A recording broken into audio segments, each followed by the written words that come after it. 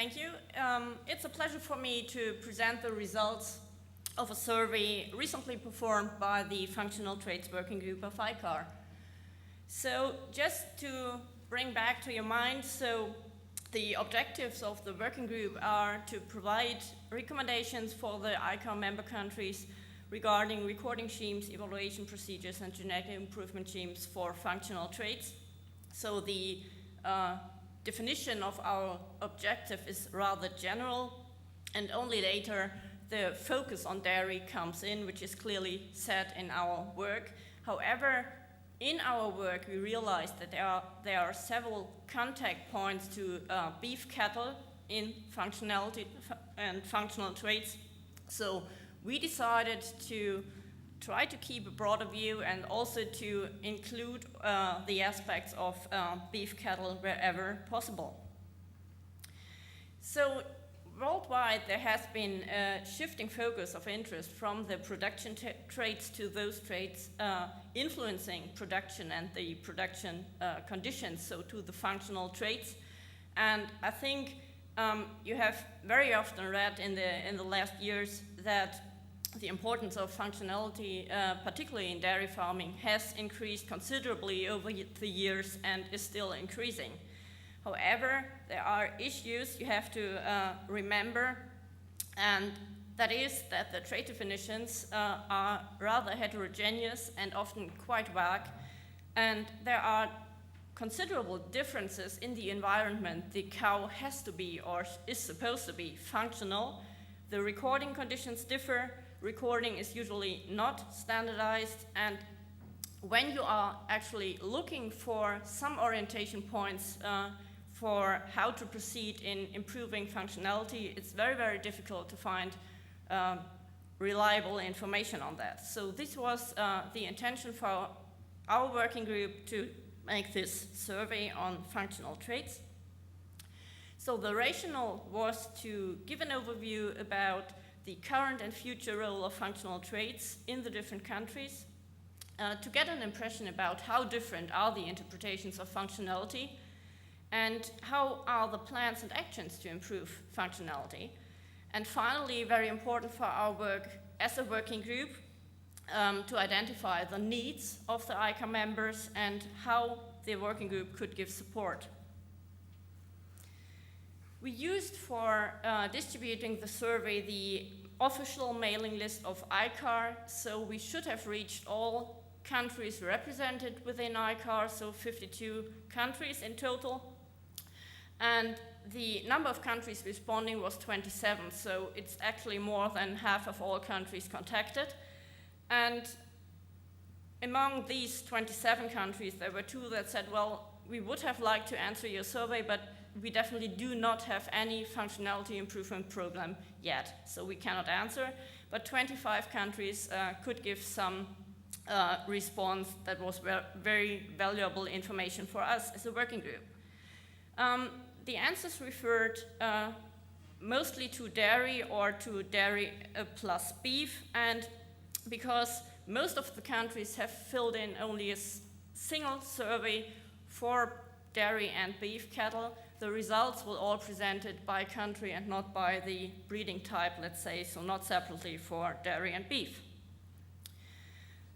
Some basics of the survey, how it was designed, so it actually included 4 groups of questions or blocks of questions. So the first questions refer to the general role of functional traits, the second to the direct health traits, the third to the other functional traits, and finally the fourth to the future perspective of functional traits.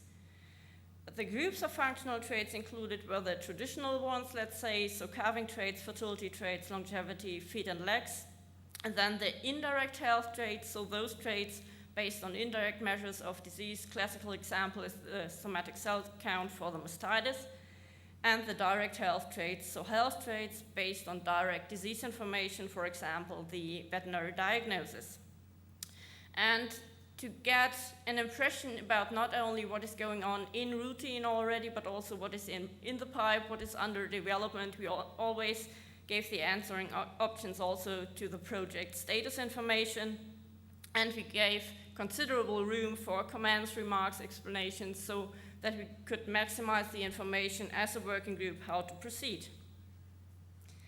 Coming to the first block of questions, here you see in this table the number of countries with genetic evaluations in early project status in the first column here, and I don't know whether it works here in this column, labeled with P1, so early project status, genetic evaluation, then advanced project status, genetic evaluation, and finally routine genetic evaluation, and always in brackets the number of countries without genomic evaluation yet, with genomic evaluation in project status and in routine. And the response or the answers were quite homogeneous in this respect, so the traditional functional traits groups, there are definitely in more or less all countries considered in the genetic evaluation, and about half of the countries already have implemented genomics for these kinds of traits. And what was very interesting for us, the area of functionality where most research and development activities are going on is actually the direct health traits. So 10 countries have something in the early project status, so nothing official yet, but there's something going on. So this was the background actually, or we expected actually these answers. So we had a whole block on the direct health traits included in the survey, where we asked for the general approach of health data collection. So what is recorded, who is recording, and how it is recorded. And we asked for the spectrum of health data and the aims of the implemented or planned health data analysis. And then we asked for some details of these analysis. So coming to the data sources, there were 19 countries answering these questions, and less than 1/3 of the countries based their health monitoring systems on a single source of data. So it was mainly integrated approaches concerning the data sources, the sources of direct health information, and it was mainly veterinary treatments and veterinary diagnosis combined, but also very interesting to see the considerable importance of the health relevant observations we called, so on-farm recording by the farmers.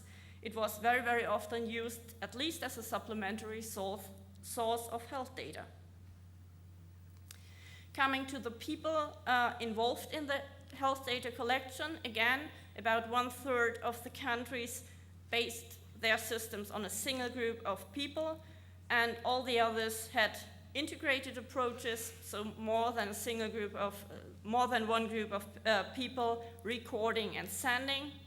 And it was definitely not the same, so it was often that there were clearly defined responsibilities, other people were recording, then sending to a central database, and most of the time the farmer was somehow involved in health data recording.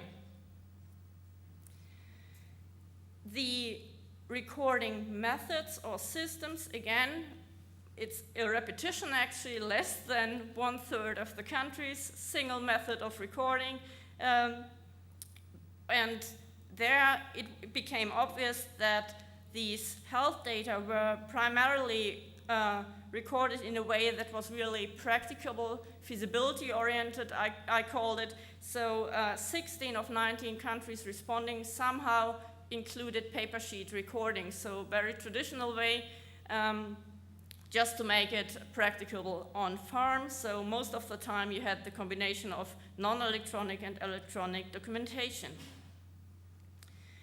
The health data analysis asked for the number of health traits recorded. There was a very, very broad range from 1 to more than 900 options for health events to be recorded, and less than half of the countries classified their recording spectrum as few simple traits, and all the others had decided to take a broader spectrum of health traits. And it became obvious that all the countries, or most of the countries at least, were aware of the fact that they have to provide multi-purpose analysis to provide short-term and long-term benefits of health monitoring. So 18 of 19 countries answering wanted to provide management help to the farmers. And this is must be seen in the context of motivation of those people recording these health data. Coming to the implementation status of the health data analysis, it became obvious that there is definitely the health initiatives are very, very widely spread. However, there were only 5 countries with definitely running routines, and very many countries which are still in the research and development stage. The health reports planned or already implemented had the primary target, as a primary target group, the farmers,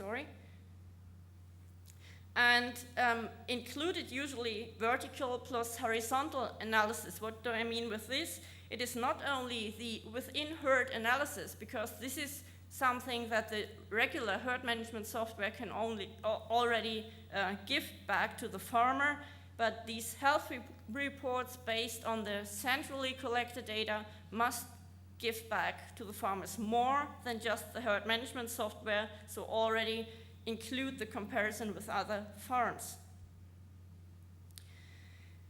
The genetic evaluations for health traits, these statistics already include not only the routines but also the advanced projects, so answers from all those countries that already knew which traits to include, and there was a clear dominance of traits with more or less close relation to production, so mastitis in 13 countries, followed by reproductive disorders and metabolic diseases. But everybody who works with health data and disease prevalences, who knows that the locomotor diseases are actually quite underrepresented here, which is mainly referable to the data collection approaches.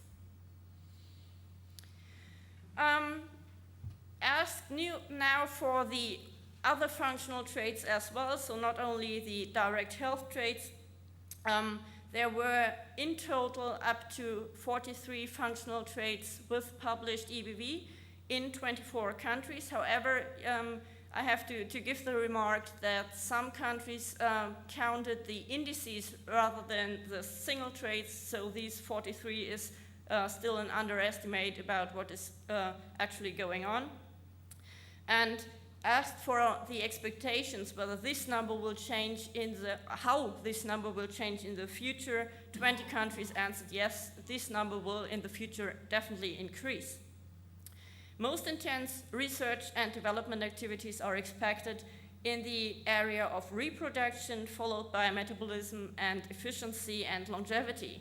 And again, this only partly reflects the needs for catching up. Again, the feet and legs are quite underrepresented, I think, and the other health, you remember, mastitis is already implemented. Some genetic evaluation for mastitis is already implemented in many countries. Research and development is suggested not to be necessary that much anymore. Concerning the main inferences with extended functionality orientation in the countries, there was a clear difference between the implementation and the continuation problems. So those countries in early project status tended to answer yes, the costs are quite hindering, also data security issues and infrastructure, whereas all the countries in advanced project status or with routines said the motivation of farmers and of the other people involved in health data collection, it's very, very important and actually a key factor for running health monitoring projects or functionality improvement projects. So what does it mean for the work of ICAR and in particular our ICAR working group for functional traits?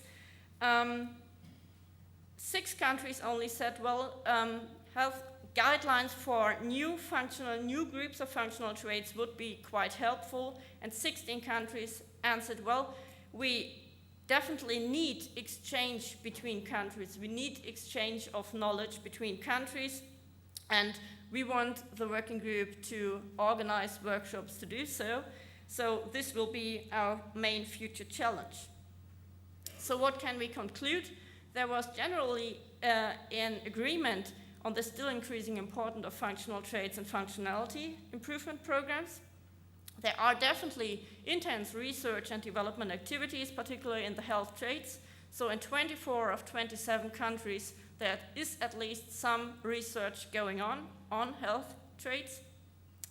There are quite different approaches, mostly integrated, but quite similar challenges, and ICAR guidelines definitely can provide help here. And improvement prospects are mainly seen in the area of reproduction. Again, ICAR guidelines could help here, and when you look at the recent activities of our working group, it's quite in line with the needs of the member countries. So we have just